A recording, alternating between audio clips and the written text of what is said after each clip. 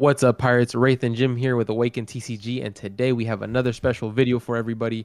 Today we're going to be going over the losers of OP05. So we're going to talk about the three leaders we think, in our opinion, are not up to par and definitely not going to be as seen in the meta as the winners of OP05. So we're going to talk about three leaders here, those three being Corazon, Sabo, and Belo Betty. Let's go ahead and get right into it. Yep, and for anyone wondering, the website we are using today is One Piece Top Decks. This is just where top deck lists get posted for a bunch of decks and sorted by leader. This is really the only place you can find these leaders, as you would be pressed to find a top deck list on Twitter or anything like that, because these leaders are not only underplayed, but they are very bad and do not win very often. First up, let's go over the worst of the three. I think is going to be green and blue Rosinante. So as you see here, green blue Rosinante with only 2 wins in all of OP05 documented here. Obviously he probably got more that people did not post their deck list for, but this is the lowest by far. This leader is really bad. Let's just go over the leader effect for those of you that do not know what the leader does. And here is our Don Quixote Rocinante leader. For those of you that do not know, he is a green and blue leader with 4 life, standard for a dual color leader. He's going to be a Navy and Don Quixote Pirates leader. Very interesting combination. But let's get into the effect. It's going to be blocker. The leader has blocker, which you may think is very strange because usually you want to block attacks to prevent from hitting your leader. That is one of the reasons why this card is bad, but having blocker on the leader isn't actually that bad, because say like you play one of your 1-cost like Bonnie Searcher that you rest, this leader can actually protect Bonnie for the turn if they only have 1 swing, and you will be taking that hit to leader, which you would have probably wanted to take anyway. So there are instances where this is good anyway. Also, you can swing at this leader and still block if you have 6 or less cards in hand, as shown by the second effect. End of turn, if you have 6 or less cards in hand, this leader sets himself as active. So, honestly, I think it just boils down to the effect on the leader not being that amazing, especially in the late game when you were trying not to die.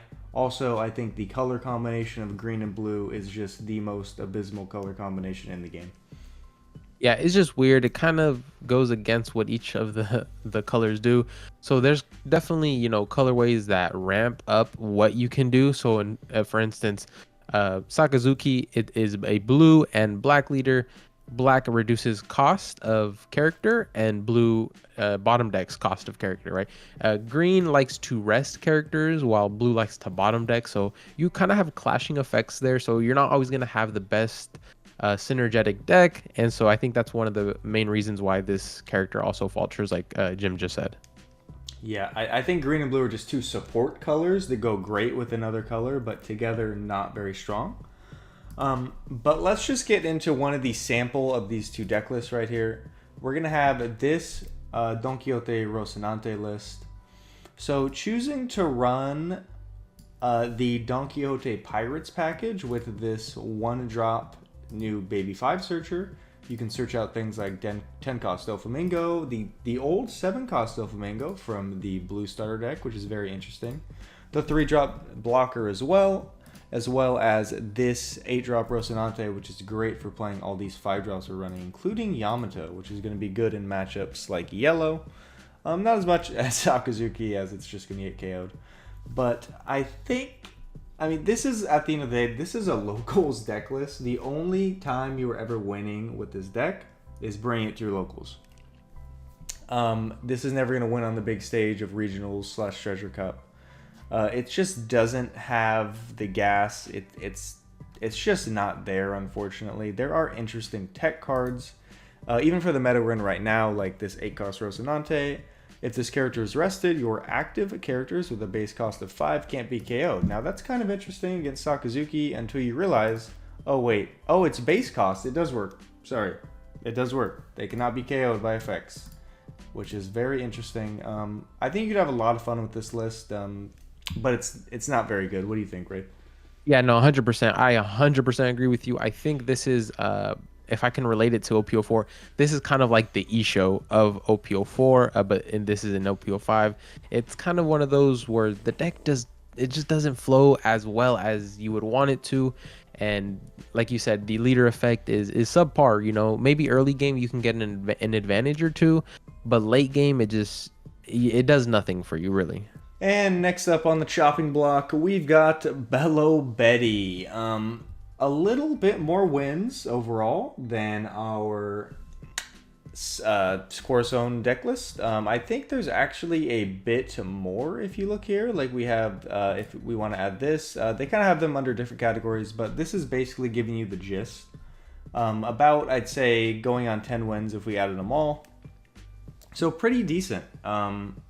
Pretty strong list, and can honestly high roll your opponent really bad. So let's go over the Belo Betty leader, and then we'll go over a deck list. All right, so the Belo Betty leader is going to be a red and a yellow 4-life leader, and her effect is going to be activate main once per turn. You can trash one Revolutionary Army type card from your hand, and then up to 3 of your revolutionary type characters or any character with trigger is going to get 3,000 power for the turn.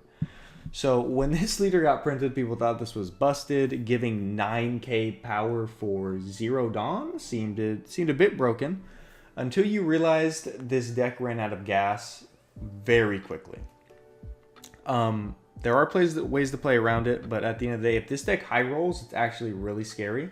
And there's just going to be a ton of swings that you are going to be unable to counter out of. Yeah, Belo Betty is one of those decks where, like you said, it just runs out of steam. Like, even if you draw the nuts, if you have the perfect starting hand, if you're versing a deck like Sakaluchi where they just have removal and you can't get your board, your units to stick on board, your leader power becomes essentially useless because it does not work on leader. I think it would be a different story if you were allowed to put that 3,000 on your leader. It would make it a little bit stronger, not always having to need 3 units on board to get its full effect.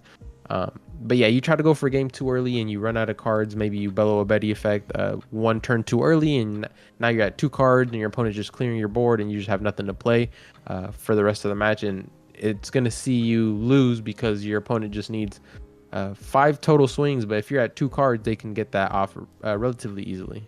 For sure. As someone that's been testing out this leader for fun, it is the most high roll leader in the game. You need to hit triggers. You need to see your perfect cards on curve. You need to see your 1-drop searcher. You need to see a 3-drop or a 4-drop when you go second. And you're going to basically end up having 2 swings per game that you use leader effect. You're going to have your first swing where you swing with board, get your opponent to either 1 or 0 life. And then you're going to have your second swing, which is the all-out go for game swing that you use leader effect. And if you do not win at that swing, the game is pretty much over. That is how my experience has gone with this leader for the most part. But let's check out one of the example deck lists here and see how these people are winning with this deck. So another first place, and it just cross store, which is just, I'm sure, a random card shop in Japan. This was the winner, as you can see. If you do high roll, this can totally win locals, and I think if you're the luckiest player on the planet, this could even like pull a top 8 in the regionals. But that is, again, if you see the perfect cards, you get super lucky, which is honestly never going to happen. But let's just go over the staples in this deck. We've got Karasu. One of the cards that people really thought was going to be busted when we saw it, minusing your leader, minusing the opponent's leader for the turn seemed really broken, especially with the big swings Betty was going to be coming with. But then that's before you realize this card just gets removed out the turn it's played, and then, you know, it doesn't really do much. Also choosing to run the 2-cost Bartholomew Kuma, which I thought was terrible at first until you realize that these Sakazuki players run like cards like Rebecca, and removing Rebecca for 2 is really strong. So we have these strong tech cards. Ivankov going to bring out characters for free. The 1-drop searcher is a necessity, and then you'll just run a few of these yellow trigger cards just that are great to get off life because you do not have enough in the Revolutionary Army sphere. Very interesting list. Need this rusher as well. I'd honestly be running more. But Yeah, kind of just a high roll list that I don't think is going to be showing up too much, but it will be here and there. Yeah, it'll for sure be present. I don't think we'll see it too much as you say. I think the worst part about this is you can see the yellow cards that it runs. It runs only 3 yellow cards, 2K, a Sanji, and a Cracker. I feel like if this leader would have been mono red and 5 life, it probably would be a better deck, in my honest opinion, having that extra life to work with, giving you that extra turn, maybe extra two Yeah. turns to go for lethal. Um, yeah, because I feel like a monocolor leader running so few of one of the colors is kind of a bad sign, right? Unless the deck really works together like Sakazuki, which honestly only runs maybe about the same amount of blue cards as this does run yellow. But it just, like we said, it has these 2 colors that just synergize so well that so it works. But yeah, Belo Betty is definitely a loser of OP05, which is unfortunate because the leader is very cool.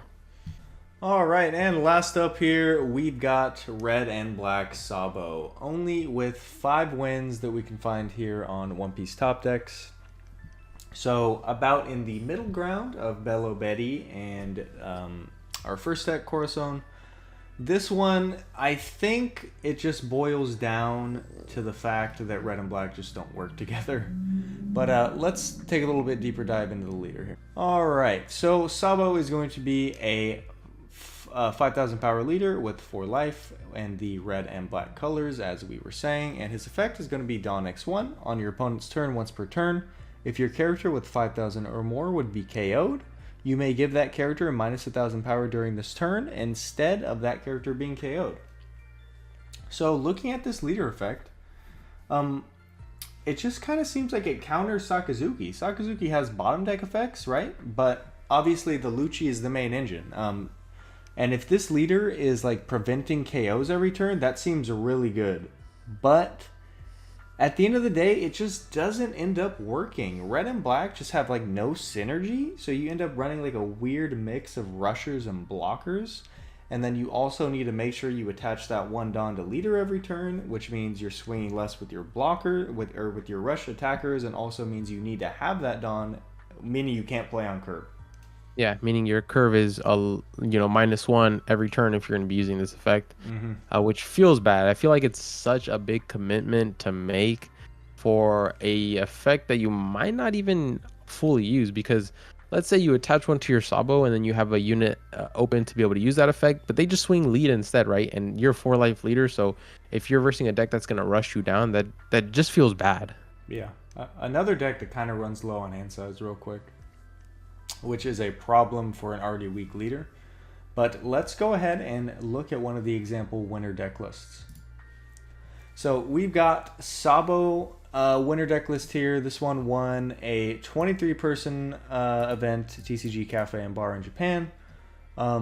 This one here is running a lot of Straw Hat stuff with the Nami Searcher. The rushers, as we were saying, the Zoro and the Luffy are really good in this deck, as you can kind of rush with them. And as long as you have a Dawn attached to leader, there's a lot of the times no point swinging back into them. Running things like the Hina, which we have not seen in black because it usually gets removed before it actually does anything. However, Sabo effect can prevent that, and she can get her strong on-block effect off as well. Running stuff like Sabo and Borsellino, so just a ton of sticky characters, Marco as well. Basically just trying to play your characters, not use counters because they're making themselves stick to board. And then just kind of you have removal events like Fire Fist and Jet Pistol as well. Kind of just an all-around interesting deck list.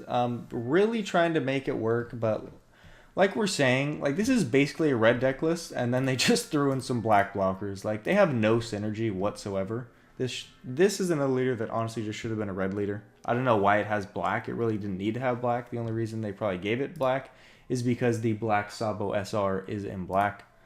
But, yeah, just a list that I'm probably never going to play, and a leader I'm probably never going to try. Yeah, like it starts there. Like the color combo already makes it to where it's going to be a rough time for this leader. Red likes 2- power, and KO from there. Black likes to reduce cost and KO from there. So it's like two completely different styles of play. And so that's why this deck here runs the red events, because for the most part it is easier to get KOs off and less expensive than the black KO power that it offers. But again, it's the same issue with the Belo Betty. This on red black, it runs 3 cards that are black. The Belo Betty ran 3 cards that are yellow. Like at this point, you could have just made it a mono red color, have 5 life, and it would have been an easier time. Maybe even a better deck overall as well. But they're trying to spice it up, and so I can kind of see that. I don't know if I'll ever test Sabo seriously like that. I might play him a game here and there.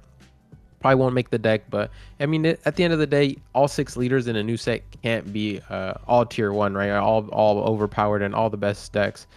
So some leaders do have to falter, and Sabo, unfortunately, in this set is one of them. All right, Pirates, thank you guys so much for staying until the end of this video. We just went over all the losers of the OP05 Awakening of a New Era format.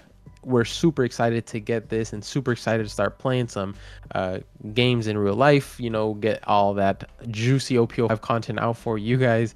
We appreciate you guys watching. Make sure to subscribe to our channel, like this video, comment down below what you thought about these leaders, and I'll see you guys on the next one. Peace.